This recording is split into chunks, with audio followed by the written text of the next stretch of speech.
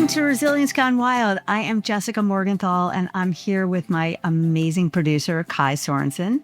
Hello, everybody. Hello. Good to be here. And we are just having the greatest conversation about this amazing chat that we had with John Lesku. And this, just to bring everybody to this beautiful place that Kai and I are in, was the topic of conversation, the resilience tool that started this whole Resilience Gone Wild thing going.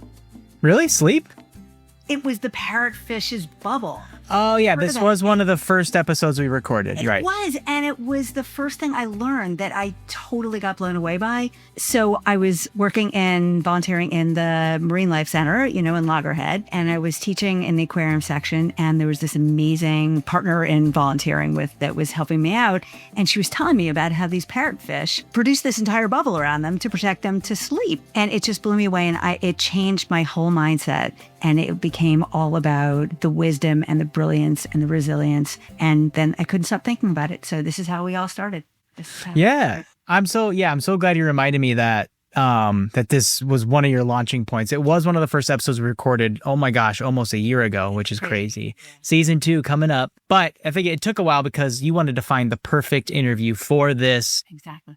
Episode. And we did find that Dr. John Lesku, and it's funny, his bio at the La Trobe University website is, and I quote, "I'm interested in most things related to sleep." Yeah. And he's the sleep expert about animals. Like the knowledge that this guy has developed from research and from learning from others and from just being in such deep connection with nature and with animal species is just kind of crazy. So, he gives us all these fun stories and you can just see how much this means to him and that's excited to share it. Yeah. And it's so fun when you meet people like this who are so deeply happy with the work they do. Like us. For something. Yeah, like us, for something that could feel so like, I don't know, it's like breathing, right? But if you actually think about it, it can have an effect on your life in a profound way. And as someone who is navigating life with a toddler, sleep is very important, and lack of sleep is gosh, it can be difficult. So yeah, we take it for granted. And if everybody's listened to the episode that leads up to this around the Parrotfish's brilliant sleep tool and has hopefully learned something about building yourself a bubble and creating an environment that doesn't have distractions, it doesn't have predators and doesn't have parasites, so that you can get that quality sleep that you really need to do what you love in life. Yeah. And I think as I think more about, my sleeping habits, it's the phone's the big one. I would say half the time I'm able to leave my phone in a place that's not reachable. And I must admit, it does feel like I'm moving the Titanic, right? There's some habits you're breaking. And I think I am noticing there a more refreshed sleep when I'm not, scrolling with some blue light. And I think for us, I think we're getting, and you'll remember this as a mother. And when your kids get to a certain age, like Miles, he dropped an explicit word in context the other day. Where did he get that from? Exactly. So context clues are becoming really important for my wife and I in certain modeling behavior, right? So be careful on our phones. What is a good sleep schedule? And it's so funny. My wife and I always joke about how I would love for someone just to give me a bath, read me some books, and put me to bed by 7. And then wake up at 7 the next day, right? To be 2, right? There's some really nice things about being 2 again. So anyways, there's lots to discuss, and we won't waste any more time. We'll get to that interview. But the people have been listening, Jessica. New reviews are rolling in, and we got to read one. So out there, again, please take time to stop, rate, review. It really helps us in this algorithm chaos to get this message of resilience to people who need to hear it. So we got a 5-star from Sharon Danziger. Did I say that right? Do you know her? All right. If you're interested in nature, the planet, positive psychology, climate change, and resilience, you will love, all caps, this podcast. I'm so impressed by the amount of science and research Jessica includes in each of her podcast episodes and weekly newsletter, folks. Make sure you subscribe to that almost weekly when we have the time. I particularly love how she connects resilience in nature to small actionable steps we can take to build resilience and help the planet. You won't be disappointed. She also has a lovely voice to listen to. I agree, as someone who has edited many an episode. My 100 I know. I have to say, Sharon, thank you so much for leaving the review. Sharon, I'm a huge fan of this fabulous woman I met recently, and she has just, has this this super positive energy about Resilience Gone Wild. And given all of the amazing work that she does, I am honored by. I love to hear that, and we love the support. And I just heard my toddler get home. So before his footsteps ruin the recording, let's get to the interview. Let's get to the interview. Have fun. Hey, John Lesku, I am so unbelievably excited that you're here to share this discussion with me. And I usually start with a yay. So yay, you're here with me. Yeah. And just to sort of put it all together, you are in Australia at early in the morning, being quiet to be care for your children's sleep, which is so relevant to this conversation, right? Like protecting our sleep. It's the sleep bubble that we have on Parrotfish, and the alarm has not yet gone off for them, and probably won't because it's school vacation time. And it's the evening for me. It's early morning for you, and I am so joyful that you're here to share this time with me. So we're here because Parrotfish sleep bubble actually started me out on this entire journey because I fell in love with the idea that there was this metaphor around putting a bubble around yourself as a resilience tool for sleeping better. Fast forward like 9 months, and I found like the perfect person to talk to about animal sleep and to just get into this like really joyful conversation and really helpful resilience conversation. So just a bit about John, then I'm going to ask him to introduce himself. Traveled the world studying sleep, America, Canada, Germany, not only Alaska, but the northernmost tip of Alaska, right? Yeah, that's right. So to you, John, just tell us a little bit about why and where and what drove this incredible passion for animals and sleep. Yeah, thanks, Jessica. I'm really happy to be here. So I've been studying sleep in animals with really special emphasis on non-human animals since 2003. And I guess the reason I got into this was I did an undergraduate degree in zoology at the University of Guelph in Canada. And I was kind of disappointed in some ways at the end of that zoology degree that you would take subjects in animal behavior, comparative physiology, evolution, ecology, histology, all sorts of things.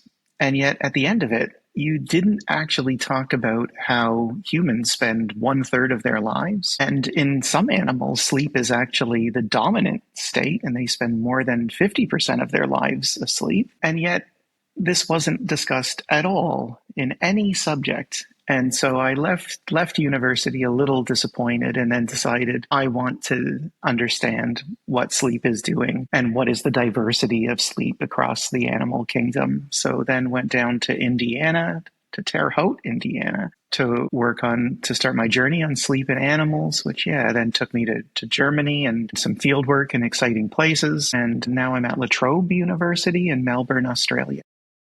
You haven't picked up the Australian accent yet, have your kids? Yeah, my kids sound like cartoon characters. Yeah, it's true. But no, my Canadian accent has been really resilient to infiltration by this weird Aussie accent. I love it. So it's so interesting because we don't pay attention to the third of our life, should be a third of our life, right? That we are just ignoring. I mean, it's literally a third of our lives and more and less in animals. And why do we think that's not important? It's incredible. So just to process that we need to pay more attention to a third of our life and how the non-human or the more than human world spends a third of or more of their life. Yeah, I agree. It's a strange thing. So if you live to be, say 75 years of age, then you'll have spent the equivalent of 25 years of that Freakish. Time in this state of sleep. And yet sleep typically isn't given much thought. If anything, it's sometimes even given derision. Yeah. That if you prioritize your sleep and you say, oh, I want to sleep in, or I stayed up late, I need to sleep in the next day, then you'll be perceived as lazy, as weak. Yeah. You won't be hardworking. So it's a bit of a pity that society takes this view, and yet sleep is getting an adequate amount of sleep not too much, but getting 8 hours a night or 7 to 8 hours a night is considered one of the main pillars of a healthy lifestyle, that there's getting enough exercise, having an appropriate diet, and getting 7 to 8 hours of sleep a night. So if because so much partner- happens while you're asleep, right? Like you're not intentionally making it happen, but your body and your mind and are at super powered action during the night. Like all kinds of amazing things happen. And I want you to share that about what happens in our bodies as humans and more than human bodies. And it just occurred to me that like I volunteered at a sea turtle hospital, and no one ever talks about what happens when the lights, when everybody leaves at 5 o'clock or 5:30, and then they come in the next morning at, 6:30.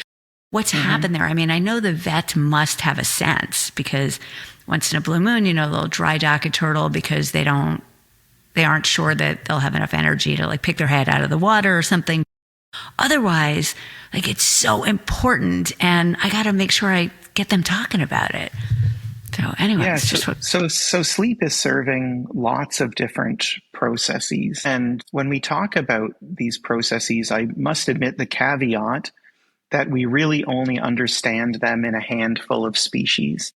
So it is a question mark whether we can generalize these to all mammals, all birds, all animals, or if this is specific to a human, a rat, and maybe a pigeon, So with that caveat in mind, because we're always limited by data across lots of diverse species, sleep is doing lots of things, and it's doing them simultaneously. There is not a single function of sleep, but there are many processes. So for instance, one of the main hypotheses for the function of sleep, which is probably insulting to it because it's more of a fact really, is that sleep is rescaling the connections in your brain. So during the day, which I guess is the end of the day for you, your brain will be more interconnected than it was in the morning. And that process of increasing connectedness is shown at the level of individual brain cells or neurons by an Okay, wait, I need to hear this. more about this. What does interconnected mean in this conversation? Yeah. And how does it change over the course of the day? Yeah, so your neurons in your brain, they talk to each other with these connections that are synapses, these chemical connections. Hello, and these connections, if you use them more while you're awake, they become stronger just by being used. And this is Captain Marbles, by the way. Hi, Captain Marbles. He's a big cat. He is, and he's a feature of my online lectures as well. He's part of this, though. He is, yeah. And so those synapses, they become stronger. This is a process called synaptic potentiation, if you like jargon, but they just become stronger. And that's a really good process because it is the cellular basis by which you learn information. In order to learn, your brain needs to change. So it's great.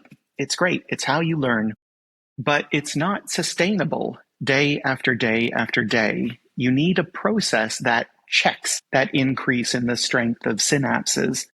And one sleep function is to reduce the strength of synapses in your brain so that at the start of the next day, your brain is now refreshed and ready to take in more information. That's not to say that you forget during sleep.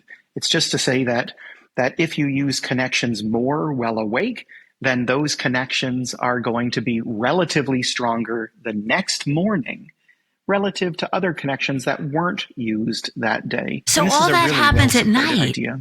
So like if That's we, right. I always, I have this conversation with people all the time. They say, so-and-so has a better memory than somebody else or than they do. And I challenge it. And I say, that's because they tell the same stories over and over again and build those neural networks like over and over again.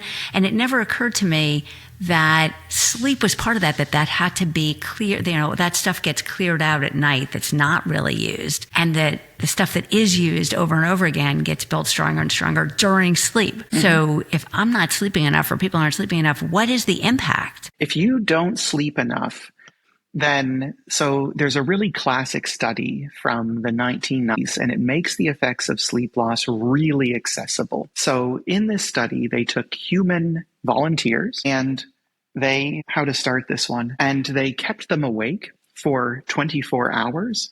And then over those 24 hours, they had them do a hand-eye coordination task on a computer screen. And of course, within the normal 16-hour day that we all experience, performance was very high on this task. You do great during that 16 hours. But of course, if you extend the amount of wakefulness another 8 hours, then performance declines across that time. Super lighting relatable, being the right? same. You're not turning the lights off at night. Just That's lighting, right. Yeah, Okay. that's right. It's just a function of the time that they've spent awake. And then in a separate study, they didn't sleep deprive them, but they gave them alcohol. And so the more intoxicated they became, of course, their performance also declined. And at a certain level, when they reached the legal level for intoxication, which here is 0.08%. I don't know what it is in Florida, but 0.08% blood alcohol concentration resulted in a very low level of performance, unsurprisingly. And if you Yeah. took Is that where they come up with that number, by the way? Yeah. No, it's not from this you don't- study. oh. It's not from this No, study. I mean in general. Is it from studies that show the reduced capacity? I hope so, Indeed. right? Okay. Average reduced capacity, across humans. And if you take that, their performance level at the legal level of intoxication, and you look at when did the sleep deprived group achieve that low level of performance? Well, they did. And they did it when they had been awake for 24 hours. So by extending your waking day by 8 hours, results in your freakish. hand-eye coordination to the level of someone legally intoxicated.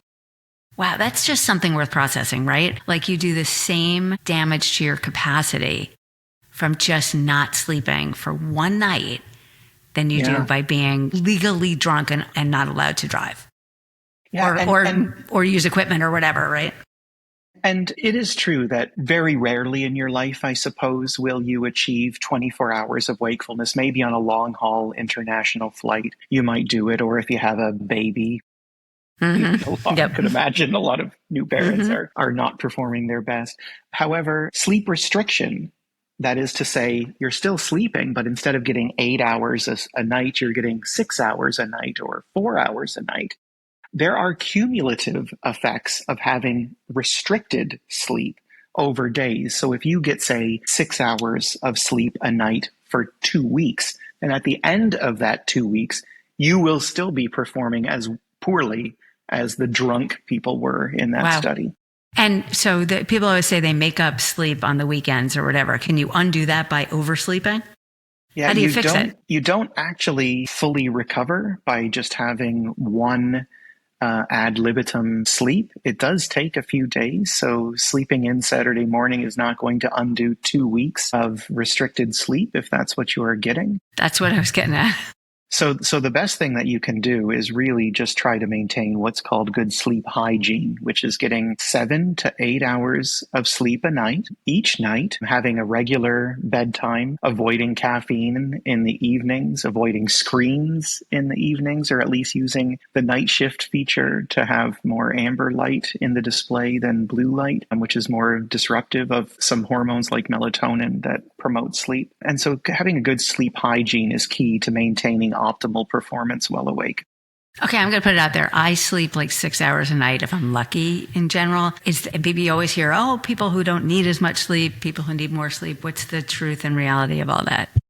Yeah, so I think that by and large, modern sleep research probably does people a disservice by insisting too heavily on 7 to 8 hours of sleep a night, because anxiety causes sleep disturbances, and the proliferation of technology like smartwatches and things like this that track your sleep, and then you wake up in the morning and it says, maybe next time you didn't get enough. I don't think this really does us any favors, because then the next night you're going to be feeling more anxious about getting more sleep, which might interfere with your actual ability to do it. So although on average humans function best at 7 to 8 hours of sleep a night, but if you're able to do well and maintain a good quality of life, and you sleep 6 hours a night, I would certainly not say you're doing it wrong. I think that we have to acknowledge that there's differences between people, and if it works for you, then do it. But if you feel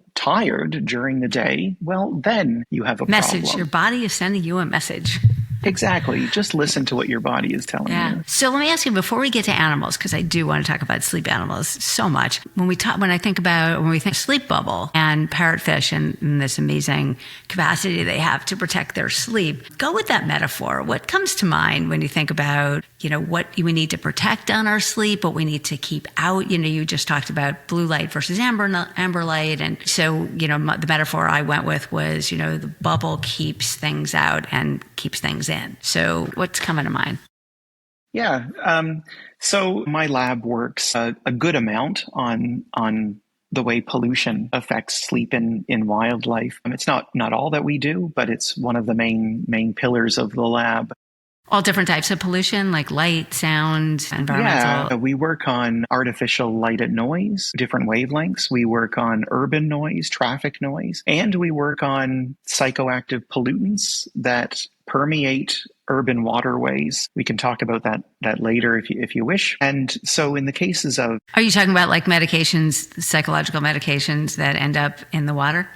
Is that what you're saying? Indeed. Yeah. So, we're a well-medicated society and we have well-medicated urine and we pee that out and it's not actually removed effectively from water treatment and it is dumped as wastewater into urban streams and waterways. There have been global surveys about psychoactive contaminants in waterways across every continent now, including Antarctica near bases. And these suites, dozens and dozens and dozens of different drugs are detected, admittedly at extremely low concentrations that are not bioactive in people, but are bioactive in life that is inhabiting these waterways. And it affects their sleep as well. But to get back to your question about bubbles, the real problems we face in our sort of technologically driven society is mostly related to chemicals like overindulgence of caffeine and alcohol, the permeation of bedrooms by artificial light. Typically, these come from screens that as you fall asleep, you're watching something on a laptop, on a television, or on a phone. And these are not great ideas. Of course, this is an easy thing to say and to recommend, but it's harder to do.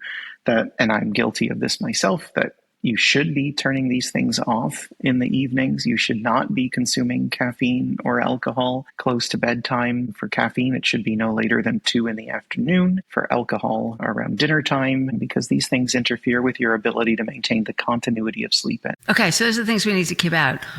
And I go to a place of also, and it sort of relates in some ways to the psycho, something you said, drugs, all the anxiety and other thoughts that are keeping you up or waking you up, that we need some tools to get out before we go to sleep.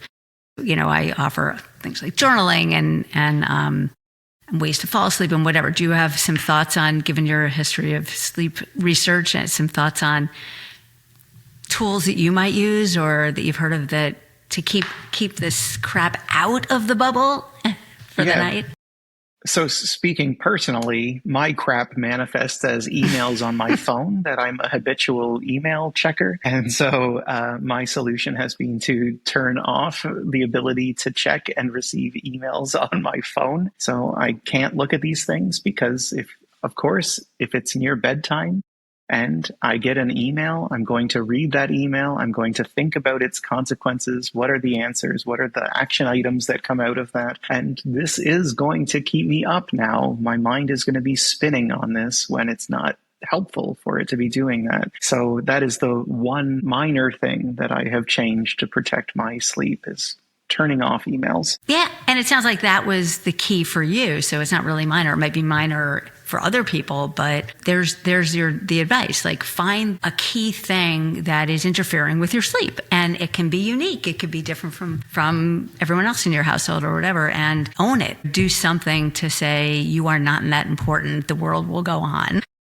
And you need your sleep because you won't be of any value or enough value the next day, right? That's right. And I would just add another quick thing here, that, the modern world is pretty cruel to night owls, I would say. So, there's two basic so-called chronotypes of people. They're put into two broad categories. The night owls that like to stay up late and sleep in the morning. And there's the morning larks that like to do the opposite. Unfortunately, I'm a night owl and my partner, sadly, is not. And then there's society is really geared towards waking up, 7 o'clock, being ready for school drop-offs or starting work at 9 o'clock. And the poor night owls suffer from this because we're not aligning our lives with our genetics. And this is genetically determined, whether you're a night owl or a morning lark. And society is pretty mean to the night owls. And so if your partner stays up late, and doesn't mean they're a party animal, and if they want to sleep in, doesn't mean they're lazy. It just means that they're adhering to their genetics and their biological clock. Is there any connection between like nocturnal creatures and daytime creatures in that genetics, or is that just the spectrum of humans? Yeah, as far as I know, this is a human polymorphism in a particular clock gene. Whether or not animals have the same variances, I assume that they would, but I don't know of studies exploring that. Interesting. So to that end, let's switch a little bit over to animals. And I did some research on all of the amazing things that are going on in your laboratory and the research that you've done and that others are doing, which spans unbelievably across species, and from birds to fish to mammals to insects to like really cool to be able to research and do research on such a massive variety of our non-human world, and to be able to compare those and understand them.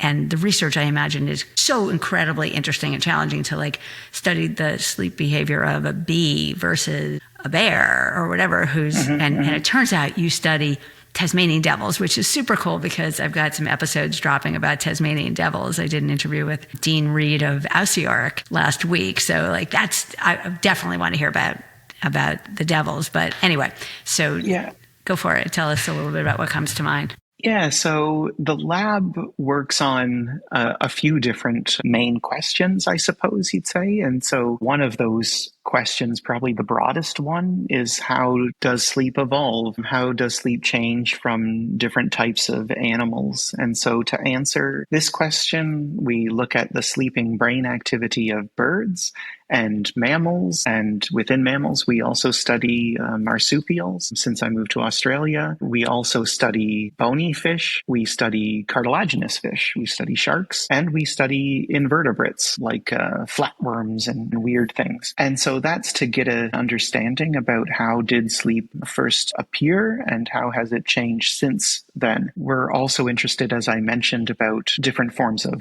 pollution. We find ourselves living in this geological period that's informally called the Anthropocene, a period that's marked by profound environmental change, rapid environmental change, and animals need to get their sleep too, living in the modified landscapes that we have created for them. So we study those various forms of pollution that I talked about on different kinds of animals.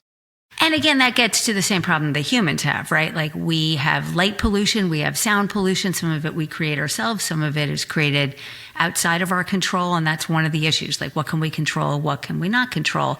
There are animals that burrow into, I assume, deep dens to sleep because they're trying to avoid all of that pollution and be in an enclosed bubble.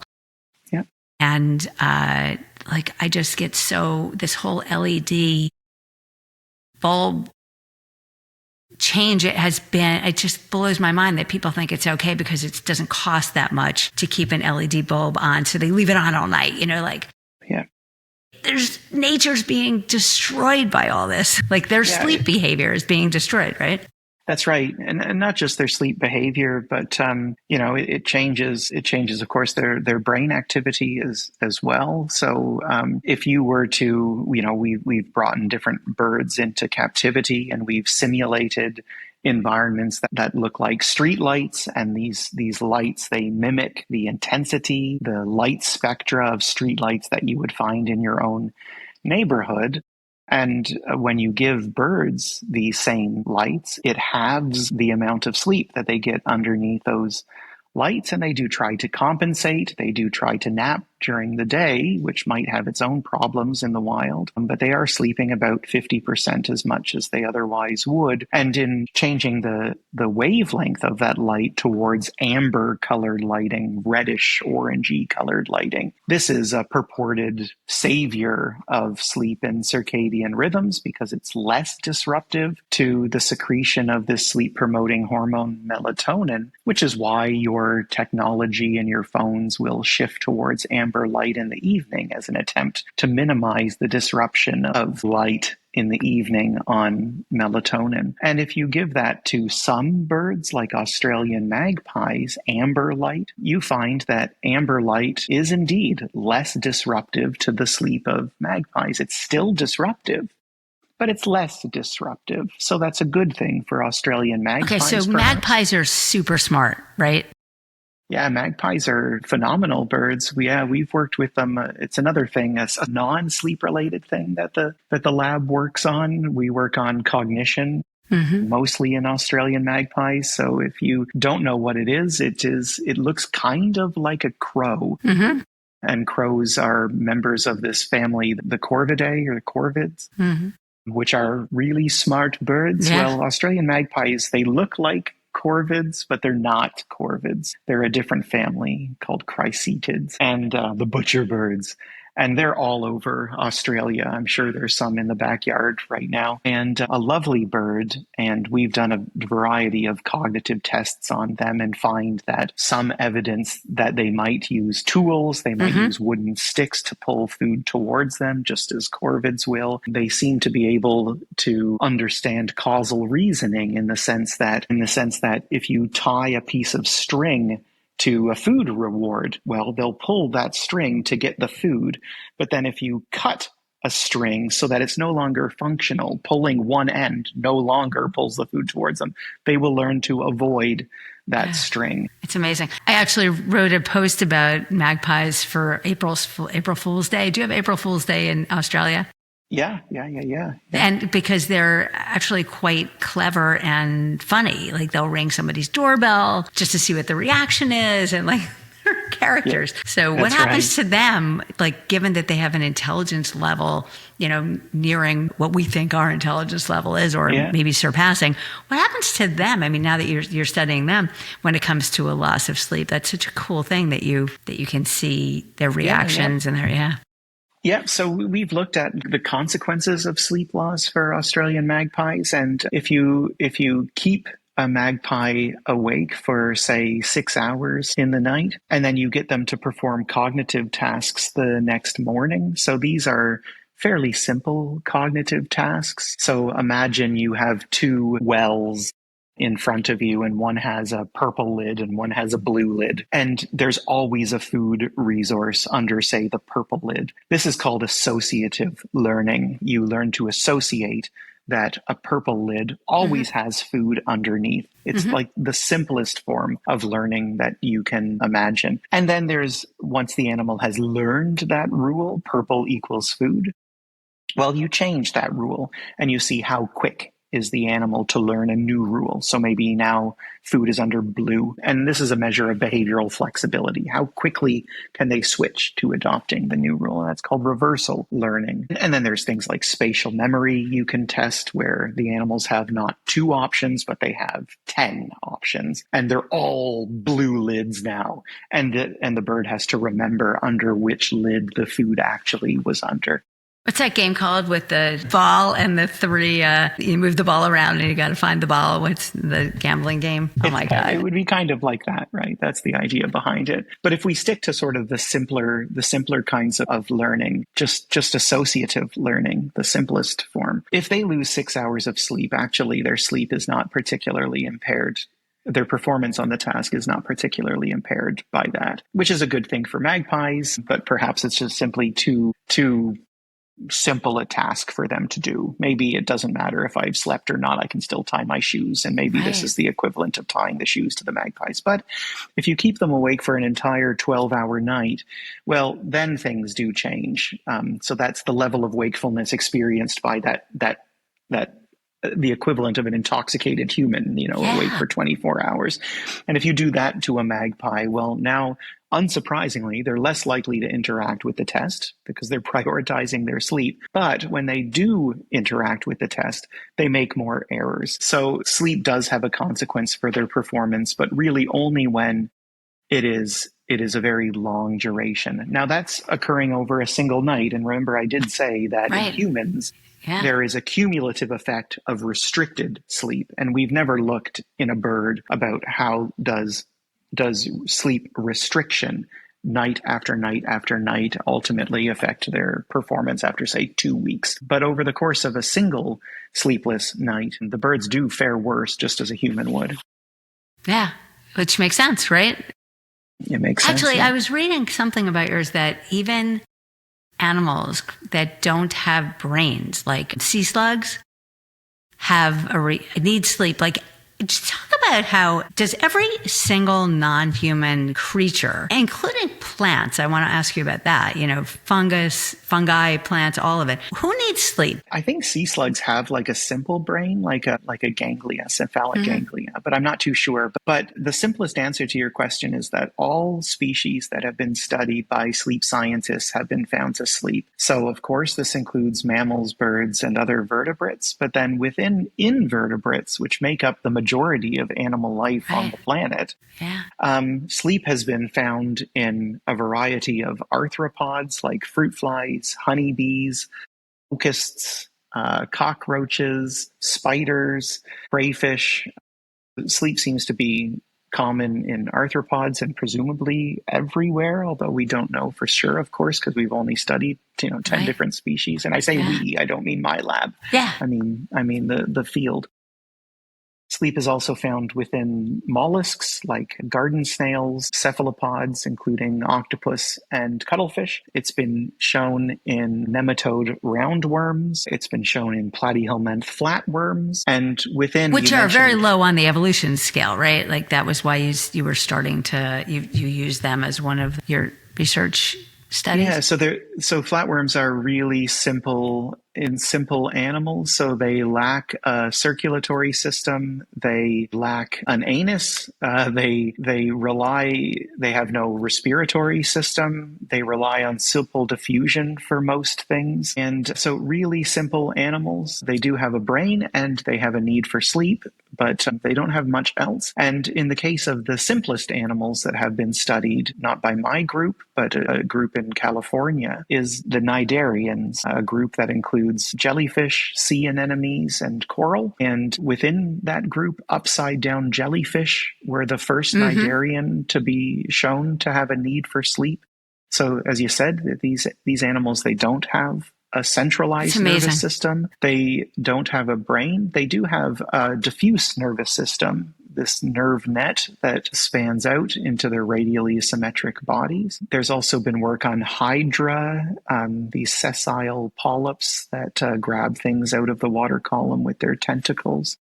They sleep as well. And how do you tell if an animal is sleeping versus one that's, just inactive? Well, there's a very simple behavioral assay that has been used for 100 years to determine this. It's really straightforward. So yeah, in most cases, a sleeping animal is going to be, restful. It's going to have a period of inactivity. That's not so surprising. But the other features of sleep are that they have reduced responsiveness. So if I were to tap you while you're awake gently, you're going to respond quickly to that tap. If I give the same intensity of tap while you're asleep, you're probably going to not detect it or require more taps or stronger taps. So you have reduced responsiveness. And in the business, we call this an increased arousal threshold, but it just reflects that you're less aware of the local environment. And the same is true for jellyfish as well. A jellyfish that's inactive at night is going to take greater intensity stimulation to respond. But then once they've responded, if you then test them a second time, they respond quickly because you've now woken them up. Which reminds me of two stories that I want to throw at you. My kids, when they were younger, we used to have an alarm system in our house, and it would go off by mistake, like a false alarm of some sort, which would say intruder or fire or something when there wasn't one, because that stuff happens. And my husband and I would wake up, like literally fall out of bed, and we'd go into the kids' rooms and they'd be fast asleep, right? I spoke, they would wake up in a second. Your body somehow, or your brain is alert to completely different things. And I recently heard a story about a lioness who was sleeping. The safari jeep was watching them, and this lioness had a sense that there was no danger from this type of human, and she would sleep calmly right next to the jeep. But then she heard the bell of a Maasai warrior that is a human that still attacks lions, and she woke up and took off like she'd been shot. How do we manage and be more intentional about protecting ourselves from sleep that shouldn't be disrupted by certain things that we're letting it disrupt us by? Yeah, so what you're describing is known as sensory gating. So, we're both awake right now, presumably, and the flow of information from our eyes, our ears, our senses of touch and taste, well, we receive these senses from the environment. They're processed at different levels within our brain. Some are superficial levels, but some are higher order processing centers within our brain. And that series of steps results in a behavioral output, and I respond. So during sleep, just in the case of those lions, there's sensory gating. So the external world is still detected at a superficial level, but a behavioral output is truncated. There is not, the signals do not reach these higher order cognitive processing centers. It's filtering. I mean, it's basically filtering, right? So it's like a mother who hears the baby. Exactly. Yeah. So the processing information is stemmed early on in the process. It's kind of like if your awake brain is a castle. And during the day, all of the drawbridges are down and information can move into the center of the castle. But during sleep, the drawbridges come up. So information makes it to the wall, but it doesn't get too deep into the castle. And that was the case with the lion. But if you have stimuli that is very, very important, and it would be lethal for you to ignore, or not even lethal, but in the case of humans, if I were to, this is going to sound creepy, apologies, if I were to whisper your name to you while you were sleeping, say, Jessica, Jessica, you're more likely to wake up to that sound of whispering your name relative to me saying Kevin next to you. Amazing, right? And so you do have an ability during sleep to distinguish between different sounds and to respond to sounds that your brain deems more important. Which is why we can sleep in urban locations through all kinds of crazy urban noise. And then people who go take a vacation from an urban center to the country can't sleep because of the crickets and the whatever, right? And vice versa. Yeah, so I think it's really important to recognize this whole sensory gating, right? You said that we need to be aware of changes in noise, and how do we get used to a new sound or light or any sense that we want to have a gate for? Is it just takes time? Yeah, that's right. So your experience matters. So we have a paper that's not published yet, but we're about to submit for review. I'm hesitant to mention it now that I say it, but anyway, I will. And it's valid either way. It is. And in this study, we wanted to see, how does experience change the disruptiveness of noise played to you at night? And so we took pigeons.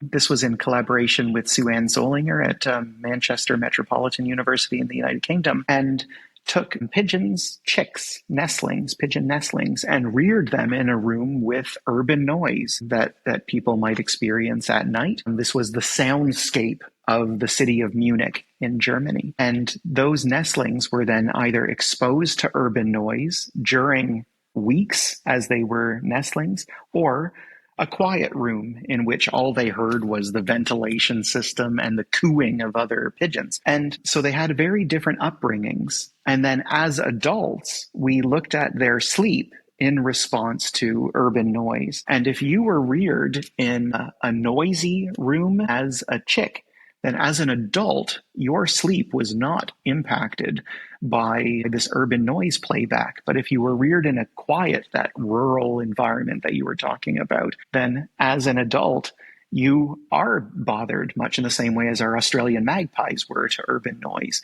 You have almost a halving of your sleep. So I guess you just have to get used to it. It takes time. That's right. So yeah, which is probably a good story actually for urban wildlife, is that these animals persist in this environment just as we do, and they probably can do so because they're used to it. So their brains have gotten habituated to the noise and maintains the continuity of sleep in those I feel better environments. about that eventually like all this lighting will be able to be ignored. Yeah, we're going with that. And the sounds. I think, yeah, I mean, it is a very popular thing to always say pollution is bad for X, Y, and Z. And I'm sure that is true in many cases. But I do feel like that saying that ignores the obvious, which is these animals have been here for 100 years or more, living in these modified environments with us. Yet they are still here. So sure, it might be bad relative to them living in a nice forest somewhere, but the advantages to them living in the city seem to outweigh any costs to disruptive sleep that they might have. So I don't lose any sleep about urban birds losing sleep. That makes me feel better. Pollution, not so much. Yeah. Okay, so I was just looking on my list of notes because you mentioned you have a new paper coming. You also have a new book coming out. Yeah. Right? Yeah. Somnozoology, I think. Is that what it's called? Somnozoology. Yeah, Sleep that's across right. the animal kingdom. So tell us about your book and tell us some of the stories. Like, do you have some fun stories that, like, how do birds and dolphins, this unihemispheric, I assume that some of this cool stuff that we are going to be blown away by the way some animals sleep. So share a couple of wild things that we'd be surprised at. Yeah. So this is the first book ever to focus exclusively on sleep in non-human animals. It's all about the amazing things that animals can do. And the hope with the book is that it really challenges us to view our view, which is a very human-centric view about sleep. Obviously, we all have our personal experiences with sleep, but when you look across the animal kingdom, you find that animals have some amazing adaptations to permit sleep in the weird and wildest of locations. And I would just mention that this book is written with Barrett Klein, who's at the University of Wisconsin in La Crosse, and Niels Rattenborg at the Max Planck Institute for Biological Intelligence in Germany, and myself. And so it's somnozoology, sleep across the animal kingdom. Yeah. It's global, that's right. Yeah. And the three of us have worked together for a number of years, and we felt that it was time to combine efforts into writing this book. It's published by Harvard University Press and should come out either at the end of this year or the beginning of next. But so you mentioned marine mammals and some birds and how do they sleep. And so cetaceans, including dolphins, some kinds of seal, manatees, they can all sleep with one half of their brain at a time, a state that's called unihemispheric sleep, half-brained sleep. And so when they do this, obviously half of their brain is asleep, but then also that sleeping hemisphere is neurologically connected to a closed eye, which means that the awake hemisphere is neurologically connected to an open eye. So in sleeping unihemispherically, these half-brained animals can also maintain half-eyed awareness of the local environment and seemingly able to respond to threats. They use that open eye adaptively. Dolphins will use their open eye to look at other dolphins as if they're maintaining cohesion of the pod as they swim. In the case of frigate birds asleep. Those are the cool ones with the huge red thing hanging That's off right. there. Yeah. The males have this throat sac. Yes. And great frigate birds are the only bird that we know of that can sleep in flight. And they sleep while soaring over the open ocean. And as they do so, they can sleep bihemispherically, just as you and I do for short periods of time. But they can also sleep like a dolphin and can sleep with one half of their brain at a time. And what they're looking at is they're keeping their eye open for other birds that are sleeping in the same thermal as they are, so they don't collide midair. Amazing. What about all the other so birds that are taking these huge, long migrations? What are they doing to so be able to get? we actually don't know. There are lots of different birds that engage in multi-night, sometimes multi-week migrations, or in the most extreme case, you have swifts. And swifts, once they leave the nest, they go up in the sky and they will stay there until it's time for them to make a nest and to produce their own chicks. They do not land again outside of the breeding season. And so presumably, a swift is sleeping on the wing, but we actually do not know how and when swifts are sleeping. If you then go beneath the waves, there are some kinds of sharks that don't stop swimming. So great whites, bull sharks, whale sharks, Most manta sharks rays. don't stop. These are all so-called ram ventilating species. So they have to maintain forward propulsion. They keep their mouths open. And by swimming forward, they force oxygenated seawater over their gills. And if they stop swimming, they will drown. And so we don't know how sharks such as those are able to sleep while continuously swimming. Have they evolved some kind of unihemispheric sleep like a dolphin? Or how do they do it? We actually don't know the answer to that question either. So there are still mysteries that we have. Okay, so tell us some other interesting stories. Like, what do you got that just totally cracks you up that you were blown away by? So in 2023, a group in France led by a gentleman named Paul-Antoine Liberal, he had published a great study looking at sleep in penguins in Antarctica. And he was recording brain activity from these birds using sensors, not unlike the sensors that would record your brain activity in a sleep clinic. And he found that the penguins would have about 11 hours of sleep a night, a good amount of sleep for a penguin, presumably. But the surprising thing is that they were having 10,000 sleep episodes in that 24-hour day. And so how were they achieving 11 hours of sleep? They were doing it by having extremely short sleep bouts, 1 to 4 seconds long. And if you add up all of those 1 to 4 seconds, you then get to 11 hours. And so this is one of these great reveals about the diversity of sleep across the animal kingdom, that we consider sleep fragmentation to be a bad thing. If you have a partner who has sleep apnea, sleep apnea is where you wake up hundreds of times in the night, just for a millisecond to regain control over the tone in your windpipe. You inhale, you go back to sleep. You're probably not even aware of it. And that's a pathology in humans. And so sleep fragmentation is viewed as a bad thing for humans.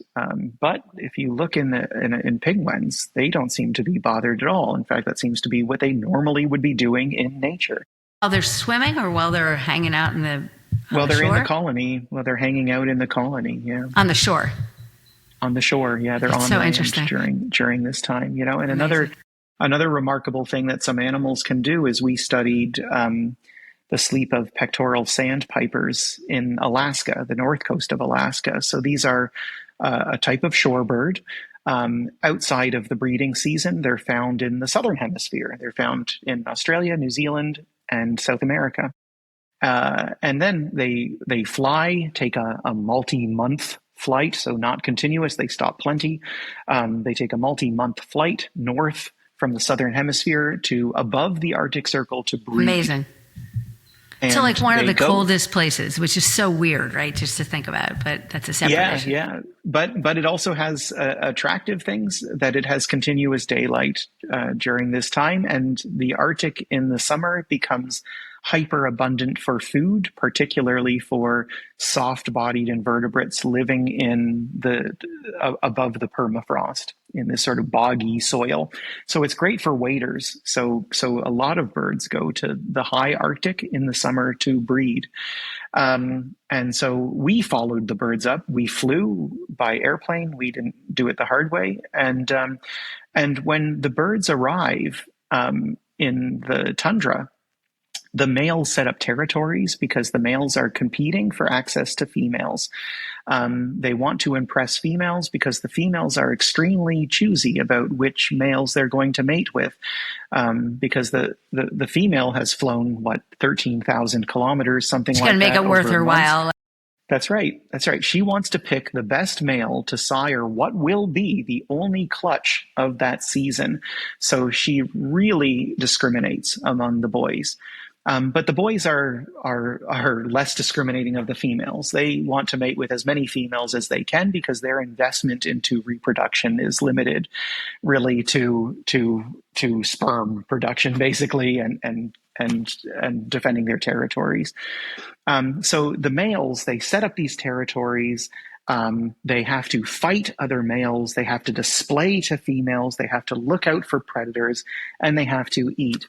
And we found that some males, not all, some males have a remarkable capacity to sleep very, very little for weeks at a time. And when I say very little, I mean they could be awake 95% of the time for 3 weeks. And so this is a level of sleep restriction, extreme sleep restriction, that a human could not endure for a day or two without compromised performance. And in the case of these sandpipers, the males that are sleeping the least are the ones that are able to convince those scrutinizing females that they're the best male to sire her only clutch of the season. They ultimately produce the most chicks. And so in this environment, sleep loss can be adaptive, which was the first time that had been demonstrated in any animal. That's amazing. It's the survival of the fittest is the ones who can be sleep deprived the longest in this specific species. That's Really right. Cool. Okay. Last words of wisdom. What do you recommend? How many hours sleep did you get last night, by the way? Okay. Now, so according to my watch this morning, I got over 10 hours of sleep. Now, but there's an important caveat here is I just returned from Liverpool in the UK. It's and a long so flight. I'm horribly jet lagged after my 40 hours of travel. Okay, And that's fair. So I slept a lot last night. But you're making very, up for very it. It's a similar. good thing. That's right. That's awesome. And you have to do it tonight too. Awesome. Any last words of wisdom for us? And other than the fact that we need to go out and buy your book and read your articles and learn more about sleep. That's right. I think that it is fascinating to see the adaptations that other animals have to get their daily amount of sleep, or in the case of the sandpipers, not. There's real value in exploring this, to opening our eyes, in a sense, about what sleep can be across the animal kingdom. Yeah. So that we can respect them and that we can learn from it ourselves. So, yeah. Awesome. Thank you so much, John. So appreciate it. So happy after all this time of waiting for somebody who's just the right person to talk to about parrotfish and their sleep bubble. I so appreciate your being in this conversation, and looking forward to staying in touch and keeping up with your beautiful work. Cheers. Thank you very much for the opportunity. Thank you.